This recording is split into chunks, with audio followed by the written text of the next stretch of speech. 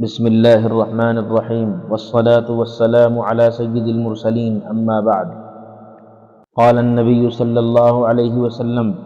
إن الله عز وجل ينزل ليلة النصف من شعبان إلى السماء الدنيا فيغفر لأكثر من عدد شعر غنم كلب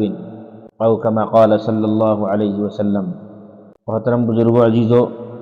آج مجھے شعبان کی 15ویں شب یعنی شب برات کے تعلق سے چند باتیں عرض کرنی ہیں۔ 15 شعبان کی رات کو شب برات کہا جاتا ہے کیونکہ اس رات میں مسلمانوں کو جہنم سے چھٹکارا دیا جاتا ہے، جہنم سے براءت، اللہ کے عذاب سے حفاظت دی جاتی ہے، گناہوں سے پاک کیا جاتا ہے، اس لیے اس رات کو شب برات کہا جاتا ہے۔ اس رات کے تعلق سے کچھ چیزیں ایسی ہیں جو کرنے کی ہیں، کچھ چیزیں ایسی ہیں جو کی جاتی ہیں اور وہ نہ کرنے کی ہیں۔ میں مختصر چند باتوں پر روشنی ڈالنا چاہتا ہوں۔ پہلی چیز تو یہ ہے کہ شب برات کی فضیلت کے تعلق سے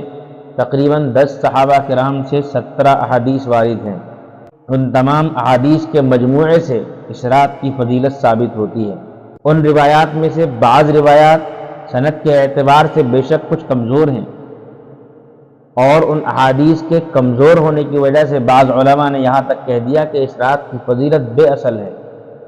لیکن حضرات محدثین اور فقہا کا یہ فیصلہ ہے کہ اگر ایک روایت سند کے اعتبار سے کمزور ہو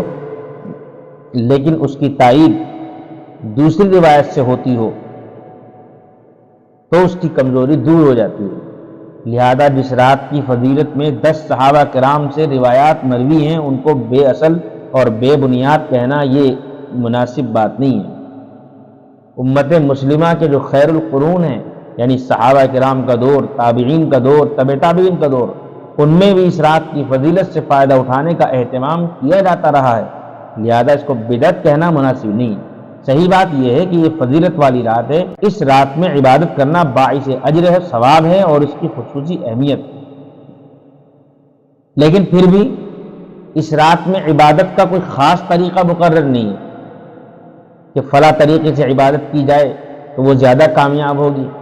جیسے بعض لوگوں نے اپنی طرف سے طریقہ بنا کر یہ کہہ دیا کہ شب برات میں اس خاص طریقے سے نماز پڑھی جاتی ہے، مثلا پہلی رکعت میں فلاں سورت اتنی مرتبہ پڑھی جائے، دوسری رکعت میں فلاں سورت اتنی مرتبہ پڑھی جائے، وغیرہ وغیرہ۔ اس کا کوئی ثبوت نہیں، یہ بالکل بے بنیاد بات ہے، بلکہ نفل عبادت جس قدر ہو سکے اس رات میں انجام دی جائے،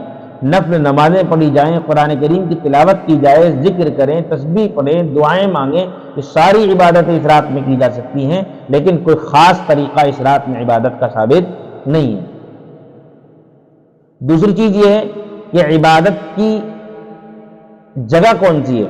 تو اس تعلق سے شریعت کا ضابطہ یہ ہے کہ جن عبادات یعنی جو نمازیں جماعت سے پڑھنا ثابت ہے حضور اکرم صلی اللہ علیہ وسلم سے فرض نمازوں کے علاوہ، تو ان نمازوں کو تو مسجد میں لوگوں کے ساتھ ادا کیا جائے گا جماعت سے، جیسے تراویح ہے، صلاۃ الاستسقاء ہے، صلاۃ الکسوف یعنی سورج گرہن کی نماز ہے، ان نمازوں کو تو جماعت سے مسجد میں ادا کیا جائے گا۔ ان کے علاوہ جتنے نمازیں ہیں، نوافل ہیں، سنتیں ہیں، پہلے بات کی وہ تمام گھروں میں پڑھنا افضل ہے۔ موجودہ دور میں سستی کی وجہ سے سنتیں چھوٹنے لگیں تو علماء نے یہ کہہ دیا کہ اگر گھر جا کر سنتوں کے چھوٹنے کا اور سنتوں کے ترک ہو جانے کا امکان ہے تو بہتر یہ ہے کہ مسجد میں پڑھ لی جائیں، ورنہ افضل جو شریعت سے ثابت ہے وہ یہ ہے کہ سنتوں کے لیے اور نفل نمازوں کے لیے جو اصل جگہ ہے وہ گھر ہے، اور نفل تنہائی کی عبادت ہے کہ جس میں بندہ اور اللہ کا خاص تعلق ہوتا ہے، اور اللہ سے خاص تعلق بنانے کے لیے ہی انسان نفل ادا کرتا ہے، تو اس کے بعد دعائیں مانگتا ہے، اس لیے اس کے لیے تنہائی میسر ہو، اس کے لیے تنہائی اختیار کی جائے۔ لہٰذا آپ جب نماز پڑھیں، آپ جب اعمال کریں، آپ تلاوت کریں، آپ ذکر و اذکار کریں، آپ دعائیں مانگیں، آپ تنہا ہوں، آپ گھر میں ہوں، اکیلے یہ سارے کام کریں، مسجد کے بھیڑ میں اور مسجد کے جمگھٹے میں آ کر اپنی عبادات کو بے اثر اور خراب نہ کریں۔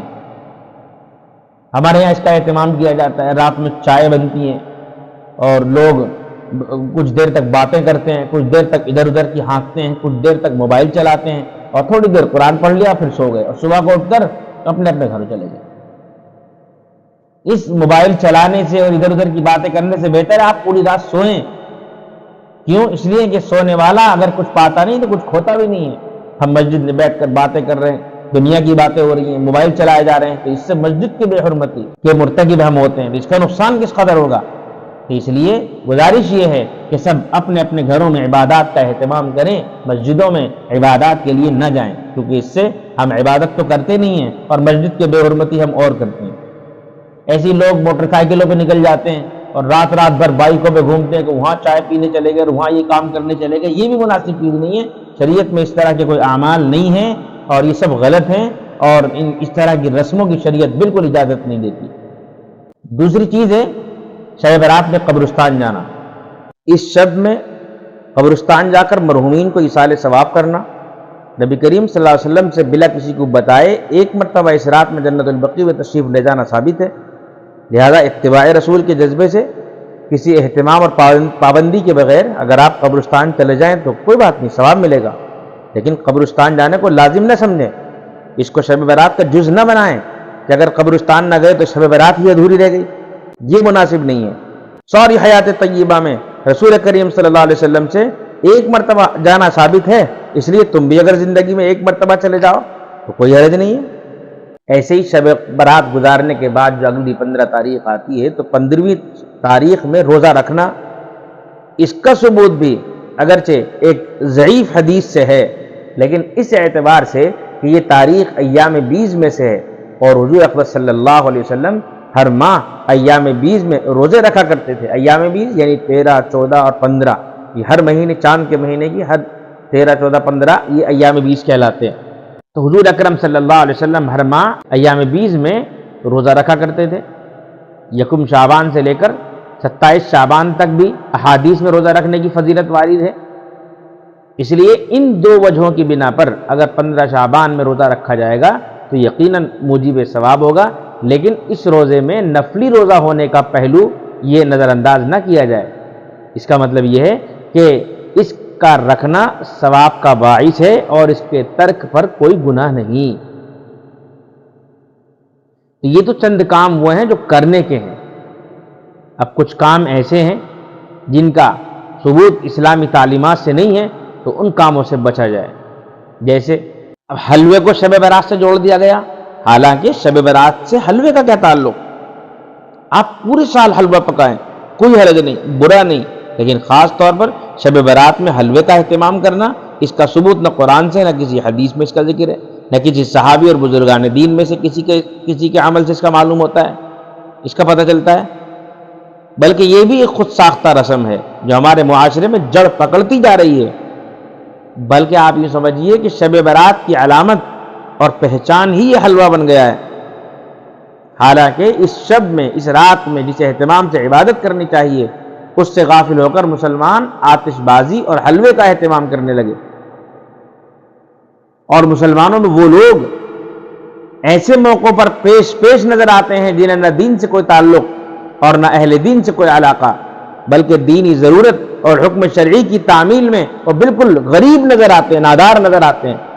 فریضہ حج کی ادائیگی کا مرحلہ ہو یا زکوٰۃ ادا کرنے کا غریبوں، یتیموں اور اپاہج لوگوں کی اعانت کا موقع ہو یا دینی امور میں خرچ کرنے کا، دینی مدرسوں اور اداروں کی مالی مدد کا موقع آ جائے تو یہ لوگ ہمیشہ اپنی مفلسی، اپنی غریبی کا عذر کرتے نظر آتے ہیں۔ اور حج کے موقع پر یا قربانی کے موقع پر کیا کہتے ہیں کہ یہ غریبوں پر پیسہ خرچ کر دیا جائے، غریبوں کی ضرورتوں کو پورا کر دیا جائے، لیکن جب ان موقعوں کا مسئلہ آتا ہے تو پیش نظر آتے ہیں۔ اس لیے کہا جاتا ہے کہ جب جس انسان کی آمدنی اور جس انسان کی رقم اور جس انسان کا وقت اللہ کے نام پر، اللہ کے دین پر خرچ نہیں ہوتا تو پھر وہ دوسری جگہ آٹومیٹک اور اپنے آپ خرچ ہوتا ہے۔ بہرحال ہمیں یہ یاد رکھنا چاہیے کہ اصولی طور پر اللہ تعالیٰ نے ہمارے ذمے جو کام نافذ کیے ہیں ان کاموں کی پابندی کی جائے، اور جن کاموں کا شریعت میں کوئی ثبوت نہیں ان کاموں سے بچا جائے، اور جن کاموں کا ہمیں حکم ملا ہے یا جن کاموں کی ہمیں اجازت ملی ہے ان کاموں کو بھی اسی درجے میں رکھا جائے جس درجے میں وہ ثابت ہیں، اس ثبوت کے درجے سے اوپر نہ بڑھایا جائے۔ جو عمل نفل ہے اس کو نفل رکھا جائے، جو سنت ہے اس کو سنت رکھا جائے، کسی نفل یا سنت عمل کو فرض کے درجے میں نہ قرار پہنچا دیا جائے، اس کو فرض نہ قرار دے دیا جائے، واجب نہ قرار دے دیا جائے۔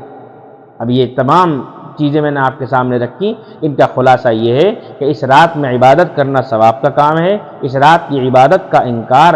یہ جو ہے مناسب نہیں ہے، کیونکہ جتنے صحابہ سے اس رات کی فضیلت ثابت ہے اور جتنی روایات سے ثابت ہے، تو پورا مجموعہ اس رات کی فضیلت کو ثابت کرتا ہے۔ اگرچہ بعد میں کمزوری ہے، لیکن مجموعے سے اس رات کی فضیلت ثابت ہو جاتی ہے۔ اب اس ثبوت کا فائدہ